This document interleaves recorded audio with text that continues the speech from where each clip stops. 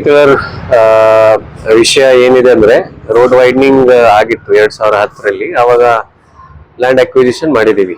ಮಾಡಿದ ನಂತರ ಆ ಪಾರ್ಟೀಸ್ ಯಾರಿದ್ದಾರೆ ಅವರು ಎನ್ಹಾನ್ಸ್ಮೆಂಟ್ ಸಲುವಾಗಿ ಕೋರ್ಟ್ ಅಲ್ಲಿ ಕೇಸ್ ಹಾಕಿದ್ರು. ಆ ಪ್ರಕಾರ ಅಲ್ಲಿ ಎನ್ಹಾನ್ಸ್ಮೆಂಟ್ ಆಗಿತ್ತು. ಸುಮಾರು 250ಕ್ಕಿಂತ ಹೆಚ್ಚು ಕೇಸಸ್ ಇದಾವೆ. ಆಮೇಲೆ ಈಗ ಆರ್ಡರ್ ಆದ ನಂತರ ಇಪಿಸ್ ನಡೀತಾ ಇದೆ ಈಗ, ಎಕ್ಸಿಕ್ಯೂಟಿವ್ ಪೆಟಿಷನ್ಸ್. ಸೊ ಅದರಲ್ಲಿ ಅಟ್ಯಾಚ್ಮೆಂಟ್ ವಾರೆಂಟ್ ಬರ್ತಾ ಇದೆ. ಅಟ್ಯಾಚ್ಮೆಂಟ್ ವಾರೆಂಟ್ ಅಲ್ಲಿ ಕೆಲವೊಂದು ಸೆಕ್ಷನ್ದು ಕಂಪ್ಯೂಟರ್ ಅವರು ತಗೊಂಡು ಹೋಗಿದ್ದಾರೆ. ಸೊ ನಾವು ಯಾವುದೇ ತೊಂದರೆ ಆಗ್ಲಾರ್ದು ಮಾಡಬೇಕು ಅಂತ ಹೇಳಿ ನಾವು ನಮ್ಮ ಡಿಪಾರ್ಟ್ಮೆಂಟ್ ಜೊತೆಗೆ ಮಾತಾಡ್ತಾ ಇದೀವಿ. ಒಂದನೇದು. ಎರಡನೇದು, ಇವೆಲ್ಲ ಮೊನ್ನೆ ಒಂದು ಅಡ್ವೈಸರಿ ಮೀಟಿಂಗ್ ನಾವು ಮಾಡಿದ್ದೀವಿ. ಅದರಲ್ಲಿನೂ ಈ ವಿಷಯ ನಾವು ಡಿಸ್ಕಸ್ ಮಾಡಿದೀವಿ. ಅಂದ್ರೆ ಈ ಪರ್ಟಿಕ್ಯುಲರ್ ಪ್ರಕರಣ ಏನಿದೆ ಅದನ್ನ ಯಾವ ರೀತಿ ಬಗೆಹರಿಸಬಹುದು ಅಂತ ಹೇಳಿ ಒಂದು ಇಮಿಡಿಯೇಟ್ ಅಡ್ವೈಸರಿ ಕಮಿಟಿದು ಮೀಟಿಂಗ್ ಕರೆಸಿ ನಾವು ಅದರಲ್ಲಿನೂ ಏನೇನ್ ಮಾಡಬಹುದು, ಬೇರೆ ಬೇರೆ ದಾರಿಗಳು ನಾವು ನೋಡ್ತಾ ಇದ್ದೀವಿ. ಮುಂದಿನ ಬರುವ ದಿನಗಳಲ್ಲಿ ಈ ಪರ್ಟಿಕ್ಯುಲರ್ ಕೇಸಸ್ ಇತ್ಯರ್ಥ ಯಾವ ರೀತಿ ಆಗ್ಬಹುದು ಅಂತ ಎಲ್ಲ ಕ್ರಮ ನಾವು ಕೈಗೊಂಡು, ಅದರದ್ದು ಕಂಪ್ಯೂಟರ್ಸ್ ಇವೆ. ಒಂದು 7-8 ಕಂಪ್ಯೂಟರ್ಸ್ ಸೀಸ್ ಮಾಡ್ಕೊಂಡು ಹೋಗಿದ್ದಾರೆ ಅವರು. There are 2-3 different things. ಇವತ್ತು ನಾವು ಏನ್ ಆರ್ಡರ್ ಕೊಟ್ಟಿದೀವಿ ಅಂದ್ರೆ, ಯಾವ ಇಪಿಗಳು ಬರ್ತಾ ಇದಾವೆ ನಮ್ಗೆ, ಅದರಲ್ಲಿ ಕನ್ಸರ್ನ್ಡ್ ಅಡ್ವೊಕೇಟ್ ಯಾರಿದ್ದಾರೆ ಅವ್ರದ್ದು ವಿತ್ ನೇಮ್ ನಮ್ಗೆ ಲಿಸ್ಟ್ ಬರಬೇಕು. ಅವ್ರ ಜೊತೆ ನಾವು ಮೀಟಿಂಗ್ ಮಾಡ್ತೀವಿ. ಪ್ರತಿಯೊಂದು ಕೇಸ್ ಅಲ್ಲಿ ಬಂದಾಗ ನಮ್ಮ ಕಡೆಯಿಂದ ರಿಪೋರ್ಟ್ ಮಾಡಬೇಕು, ಅವರು ಸಬ್ಮಿಷನ್ ಮಾಡಬೇಕು.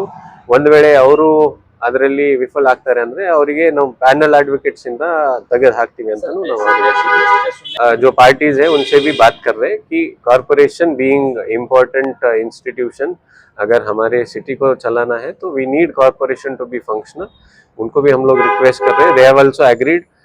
इसको कैसे सॉल्व किया जा सकता है, मीटिंग करके वी विल सी कि इसको कैसे सॉल्व किया जा सकता है. उनको रिक्वेस्ट किया है, वो लोग एग्री भी किए हैं. ರಾಜ್ಯಕ್ಕೆ ಮುಖಂಡರು ಸ್ಟೇಟ್ಮೆಂಟ್ ಕೊಡಿ ಸರ್, ಮಹಾನಗರಪಾಲಿಕೆ ದಿವಾಳಿ ಆಗಿದೆ ಅಂತ ಸರ್, ಕಟ್ಟಕ್ಕೆ ಅಮೌಂಟ್ ಇಲ್ಲದೆ.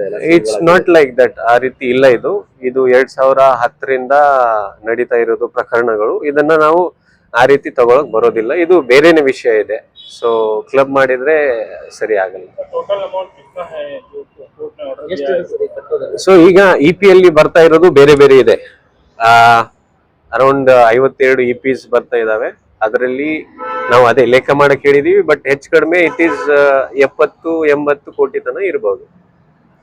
ಸೊ ಇಪಿಸ್ ಬರ್ತಾ ಇರೋದು, ನಾನು ಒಟ್ಟಾರೆಯಾಗಿ ಮಾತಾಡ್ತಾ ಇಲ್ಲ, ಒಟ್ಟಾರೆ ಬೇರೆ ಆಗತ್ತೆ ಕ್ಯಾಲ್ಕುಲೇಷನ್. ಆದ್ರೆ ಇಪಿಸ್ದು ಬೇರೆ, टोटल ओवरऑल केसेस भी बेहतर. सर क्या रीजन है कि इतना सारा अमाउंट जो है कॉर्पोरेशन के ऊपर पेंडिंग लॉन्ग टाइम वजह क्या है? इतना लॉन्ग टाइम हो गया है नहीं, 2026 यानी 16 साल का जो अमाउंट है, इतना बड़ा अमाउंट, आखिर क्या वजह है जो इतना कोई डिसीजन होता है कोर्ट का, वो डिसीजन होने के बाद नेक्स्ट स्टेजेस जो होते हैं कि ईपी जैसे आ रहा है अभी, अब पता चल रहा है सबको कि ऐसा ऐसा भी चल रहा था, इतना अमाउंट था और ये केसेस है करके.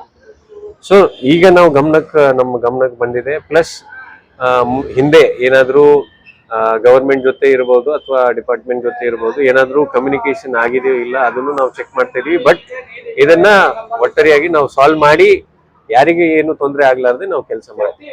ಸರ್, ಈಗ ಕಚೇರಿಯಲ್ಲಿ ಕೆಲಸ ಮಾಡಿದ ಸ್ಥಗಿತಗೊಂಡಿದೆ. ಇದರಿಂದ ಜನರ ಮೇಲೆ ಕೂಡ ಬಹಳಷ್ಟು ಪರಿಣಾಮಗಳಿದೆ. ಅದಕ್ಕೆ ಈಗ ನಾನು ಬೆಳಿಗ್ಗೆ ಬಂದು ಎಲ್ಲ, ನೀವು ಇವತ್ತು ಬಂದಿದ್ದೀರಿ, ನಾನು ಬೆಳಿಗ್ಗೆ ಬಂದು ಎಲ್ಲ ಸೆಕ್ಷನ್ಗೆ ಹೋಗಿ ಮಾತಾಡ್ತಾ ಇದ್ದೀನಿ. ಎಲ್ಲಿ ಹಂಪರ್ ಆಗಿದೆ ಅವರಿಗೆ ಯಾವ ರೀತಿ ವರ್ಕ್ ನಡೆಸಬೇಕು ಅಂತಾನು ಹೇಳಿದ್ದೀನಿ. 1-2 ದಿನ ಆಗಿತ್ತು, ಮತ್ತೆ ಎಲ್ಲ ನಾವು ಸರಿ ಮಾಡಿಸಿದೀವಿ. ಈಗ ಕೆಲಸ ನಡೀತಾ ಇದೆ.